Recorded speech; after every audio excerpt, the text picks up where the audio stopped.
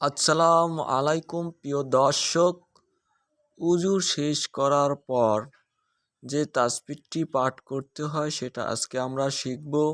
আশহাদু আল্লা ইলাহা ইল্লাল্লাহু আশহাদু আল্লা শারিকা লাহু আশহাদু আন্না মুহাম্মাদান আবদুহু ওয়া রাসূলুহু।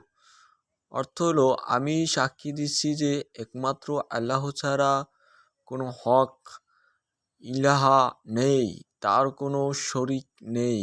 আমি আরও সাক্ষী দিচ্ছি যে মুহাম্মদ তার বান্দা ও রাসূল।